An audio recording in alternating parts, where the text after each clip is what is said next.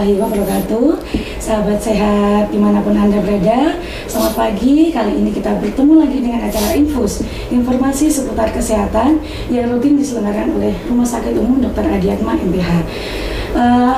Berkaitan dengan Hari Stroke Sedunia yang jatuh pada tanggal 29 Oktober, hari ini kita akan membahas lebih jauh mengenai apa itu stroke.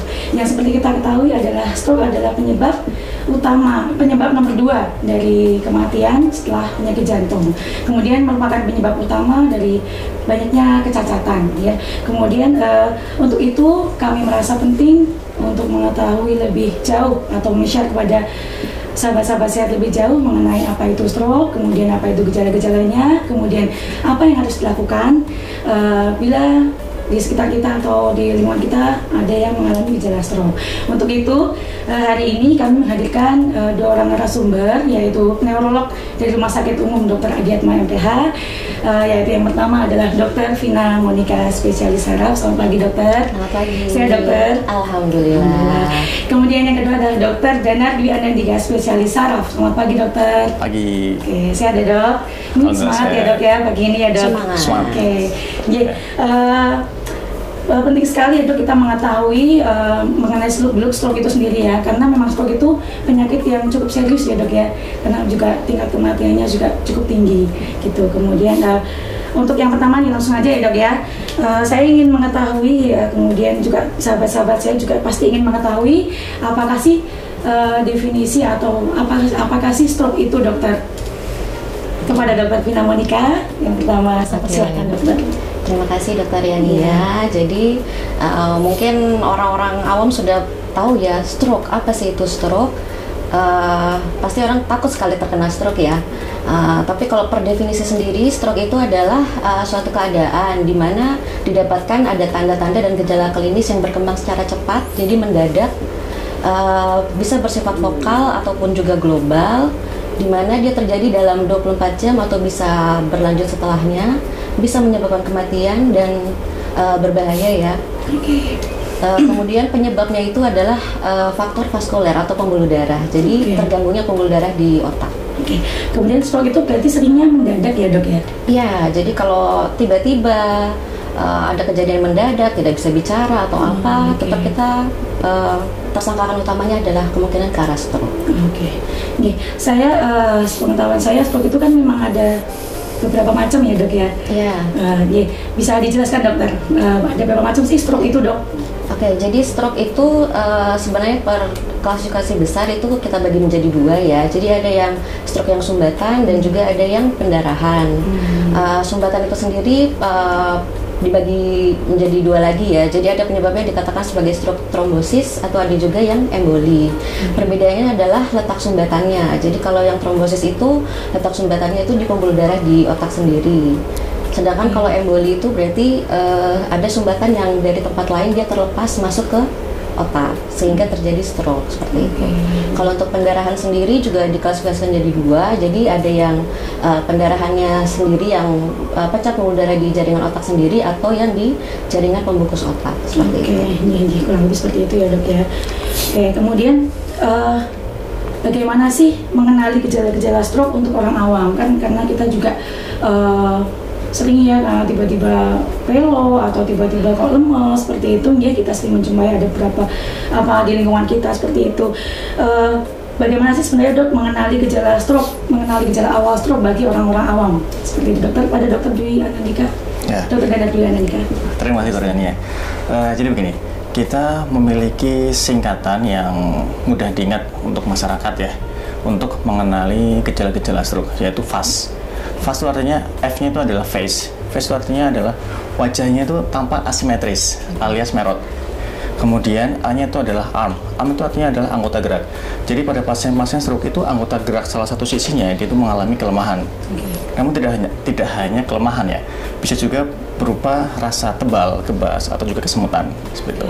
Kemudian S-nya adalah slurred speech. Slurred speech itu artinya bicaranya pelo. Kemudian T-nya itu adalah time to call. Artinya apa? Begitu si pasien atau anggota keluarga misalkan ya dijumpai gejala-gejala seperti itu, artinya harus segera dibawa ke rumah sakit. Seperti itu. Kira-kira berapa jam sih dok? Maksudnya waktu yang paling lambat sih, maksudnya waktu golden periodnya itu berapa jam sih dok? Harus dibawa ke rumah sakit dok?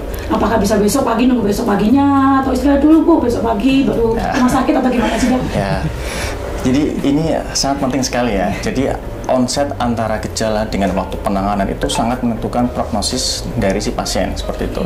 Karena target dari penanganan stroke adalah bagaimana kita mempertahankan area sel otak yang sehat supaya tidak mengalami kerusakan, seperti itu.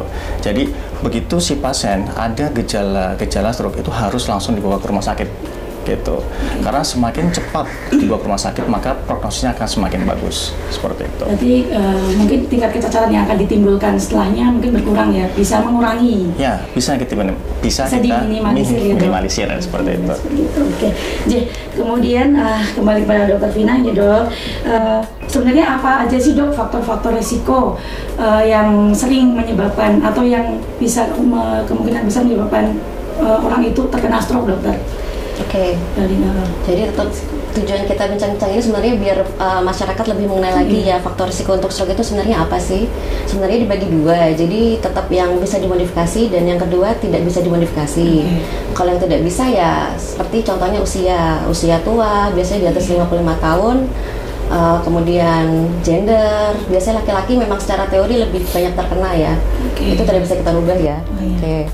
Kemudian genetik, misalnya ayahnya atau orang tuanya ada keturunan stroke, ya berarti dia tetap berisiko untuk terjadi stroke. Seperti itu. Kemudian kalau yang bisa dimodifikasi sebenarnya banyak. Jadi kita bisa atur lifestyle kita, misalnya menjaga tekanan darah agar tidak tinggi, gula darah, kemudian kolesterol. Terutama kolesterol yang jelek itu LDL-nya yang harus kita cek. Kemudian juga faktor risiko jantung. Misalnya sering ada sesak, ada sering berdebar-debar. Kadang-kadang gangguan irama juga faktor risiko juga untuk terjadi stroke yang tipe emboli tadi. Kemudian juga banyak yang mengatur yang lain, jadi menghindari rokok, alkohol, olahraga, aktivitas fisik, seperti itu. Berarti betul ya dok, kalau misalkan memang punya riwayat penyakit jantung, penyakit diabetes, itu memang lebih tinggi risikonya untuk terjadi stroke. Iya, jadi makanya hipertensi ya dok. Iya, jadi itu yang harus kita kenali dengan mengecek. Karena kalau kita tidak mengecek ya kita tidak tahu apakah kita punya hipertensi, punya diabetes, punya kolesterol. Berarti memang tetap harus dikendalikan ya dok. Berarti memang harus mengendalikan faktor resikonya yang penting, karena tetap mencegah lebih baik daripada mengobati. Sekali dokter. Oke. Kemudian kepada Dokter Dana sekarang kembali lagi. Gini dok, apakah pasien yang sudah pernah terkena stroke itu tuh berikutnya akan bisa terkena lagi dokter? Misalkan dulu udah pernah terkena stroke, nanti berikutnya ada kemungkinan berpotensi terkena stroke lagi dok? Apakah bisa dok? Oke, baik, Dren ya. Jadi tadi sudah dijelaskan oleh Dr. Viana ya bahwa faktor risiko stroke itu ada yang bisa dimodifikasi dan ada yang tidak bisa dimodifikasi, seperti itu. Nah, faktor-faktor risiko stroke inilah yang harus kita kendalikan. Karena apa? Yang namanya stroke dia masih bisa terulang kembali apabila faktor-faktor resikonya tidak dikendalikan. Jadi pada saat kita menangani stroke, yang pertama selain kita menangani stroke-nya, kita juga harus mengenali faktor-faktor resiko yang terjadi yang dimiliki oleh si pasien apa. Karena bila faktor resikonya tidak dikendalikan, maka di suatu hari kemudian itu masih bisa terjadi serangan ulang seperti itu. Itu yang harus kita hindari, seperti itu dok. Berarti harus rutin kontrol ya dok.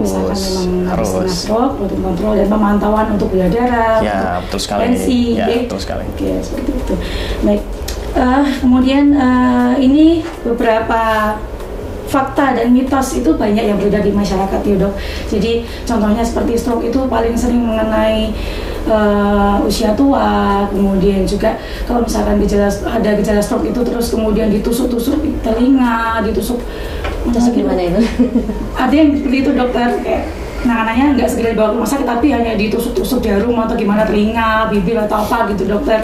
Kemudian ada juga yang mungkin malah tidak perlu segera dibawa ke rumah sakit tapi suruh istirahat aja, ditunda-tunda gitu-gitu. Stroke itu tidak harus diatur serius seperti itu. Ada beberapa opini atau juga mitos juga seperti itu dokter. Menurut dokter Vina, apa sih mitos yang paling sering dan harus diluruskan di masyarakat mengenai stroke dokter? Oke. Mungkin yang sering yang tusuk-tusuk ini ya, sering banget pasien datang itu, saya sebelumnya ditusuk dulu nih di jari, biar ini stroke-nya berhenti, katanya seperti itu. Ya itu sebenarnya mitos ya, Dokter Yania ya. Jadi intinya tetap ketika kita menemukan kecurigaan ke arah gejala stroke ya, tiba-tiba pelo, tiba-tiba lemas, paruh badan, ya memang kita harus segera bawa ke rumah sakit. Jadi ditusuk itu bukan untuk menyembuhkan, ya itu mitos saja. Seperti itu sih. Kemudian apakah benar kalau stroke itu hanya mengenai di usia tua, lansia, gitu. Dokter gimana dok? Jadi memang tadi kan kalau secara faktor risiko memang usia ya jelas usia tua, tapi tidak menutup kemungkinan kalau usia muda juga bisa ya kalau memang punya faktor risiko. Dan kedua tadi kalau misalnya ada kelainan pembuluh darah itu juga bisa timbul stroke di usia muda, itu juga bisa. Memang paling sering usia tua, tapi tidak menutup kemungkinan usia muda juga bisa. Jadi dokter Janet pernah ada mitos yang meresahkan dokter untuk stroke ini dok? Mungkin ini memang faktor risikonya. Jadi gini, ada yang beranggapan bahwa konsumsi daging merah ya, seperti daging kambing, daging sapi, itu sebenarnya kolesterolnya rendah atau tidak ada kolesterolnya, sehingga malah sudah punya stroke nggak apa-apa makan daging aja kan, seperti itu. Padahal ada mekanisme lain di mana konsumsi daging merah ini seperti daging kambing, daging sapi dan sebagainya itu dia akan bisa dimetabolisme oleh mikrobiota usus, di mana hasil metabolisme dari mikrobiota usus akan menghasilkan suatu senyawa di mana dia itu bisa meningkatkan kadar kolesterol, bisa menyebabkan terjadinya darah tinggi dan sebagainya. Jadi memang tidak secara langsung bahwa kadar kolesterol setelah makan daging merah itu kadar kolesterol langsung naik, itu enggak. Tapi ada suatu proses di mana pada hasil akhirnya itu akan menyebabkan terjadinya peningkatan kolesterol dan darah tinggi. Mungkin itu yang kadang-kadang di masyarakat, wah ini daging ini ternyata kolesterol sedikit, jadi mungkin tidak apa-apa makan banyak. Padahal di belakang itu ada suatu proses yang akan menyebabkan peningkatan kolesterol dan terjadinya darah tinggi itu. Seperti itu mungkin Dokter Yani ya. Terima kasih dokter. Saya tambah tanya satu lagi dokter, kayak kalau faktor stres itu mempengaruhi nggak dok? Faktor psikologis atau stres itu mempengaruhi nggak dok? Kira-kira siapa yang menjawab? Silakan. Sudah siap menjawab. Silakan. Itu sangat berperan sekali, sangat berpengaruh sekali. Karena pada saat kita stres, maka akan terjadi ketidakseimbangan metabolisme di dalam tubuh. Baik itu akan terjadi peningkatan tekanan darah, kemudian bisa juga akan menjadi salah satu faktor risiko peningkatan kolesterol, kemudian gula dan lain sebagainya, di mana faktor-faktor tersebut adalah faktor-faktor yang bisa menyebabkan terjadinya stroke gitu. Jadi stresor itu juga salah satu sesuatu yang harus dikendalikan oleh kita, oleh pasiennya gitu. Ya. Berarti yang bisa dikendalikannya itu ya dok ya? Ya, betul sekali. Karena stok pertanyaan saya udah habis, berarti saya ingin panjenengan memberikan pesan-pesan atau poin penting yang ingin disampaikan ke masyarakat mengenai stroke ini dokter. Mungkin yang pertama dokter Vina dulu, apa yang poin penting mengenai stroke ini yang ingin disampaikan ke sahabat-sahabat sehat di rumah dokter? Jadi dalam rangka memperingati Hari Stroke tanggal 29 Oktober ini, ya memang kita harapkan tetap masyarakat lebih mengenali stroke. Jadi tidak hanya takut terhadap stroke ya, tapi lebih aware lagi dengan mengenali faktor risikonya. Faktor risiko dari stroke tadi ada hipertensi, gula darah, kolesterol, jantung, lain-lain yang semuanya sebenarnya bisa kita modifikasi. Kemudian yang kedua, ketika memang kita ketemu ya, kira-kira kok mendadak ada gejala nih, ada bicaranya pelo, ada lemas paruh badan, dan lain-lain ya. Kita sudah curiga nih, kok kayaknya stroke nih, kok pelo. Jangan ditunda untuk ke rumah sakit, terutama ke rumah sakit yang memiliki fasilitas. Jadi kalau stroke itu kan kegawatan, jadi memang kita tidak harus membawa rujukan istilahnya. Jadi memang segera datang ke UGD karena stroke itu adalah kegawatan untuk segera mendapat penanganan segera. Mungkin seperti itu. Jadi bukan lewat poli ya dok, tapi lewat UGD ya dok? Karena stroke itu kegawatan. Nggak harus nyari rujukan ke vaskes dulu ya dok? Betul. Sebelum makin berat. Maksudnya. Dokter Janet mau ada yang menambahkan gitu dok? Oke, mungkin ini ya bersama dengan Dr. Viana ya. Jadi prinsipnya adalah dalam rangka World Stroke Day ini kita berusaha untuk meningkatkan upaya preventif ya terhadap masyarakat supaya dapat mengurangi angka kejadian stroke. Sehingga yang paling penting adalah bagaimana cara kita sudah aware untuk mengendalikan faktor resiko sedini mungkin sehingga mengurangi yaitu kejadian stroke tadi. Berikutnya adalah masyarakat juga sudah harus mulai aware untuk mengenali bagaimana sih sebenarnya tanda dan gejala stroke itu seperti apa gitu ya. Jadi begitu tahu ada anggota keluarga atau diri kita sendiri ada gejala-gejala seperti yang sudah kita diskusikan tadi, itu harus langsung segera dibawa ke rumah sakit. Itu untuk mengurangi gejala klinisnya ya, untuk mengurangi gejala klinisnya, kemudian untuk meningkatkan prognosisnya sehingga bisa lebih baik. Mungkin demikian Dr. ya. Oke, terima kasih Dr. Vina dan Dr. Dana. Alhamdulillah untuk hari ini kita sudah mendapatkan banyak ilmu mengenai apa itu stroke. Semoga bisa bermanfaat untuk sahabat-sahabat sehat dimanapun Anda berada, bahwa kita harus lebih aware, lebih waspada bila ada orang terdekat atau orang di lingkungan kita yang mengalami gejala-gejala awal yang dikenal atau dicurigai sebagai gejala awal stroke. Oke, alhamdulillah, terima kasih sehingga kami bisa menutup acara Infus pada pagi hari ini. Terima kasih Dr. Vina, terima kasih Dr. Dana. Sama-sama. Terima kasih sahabat sehat semua. Assalamualaikum warahmatullahi wabarakatuh.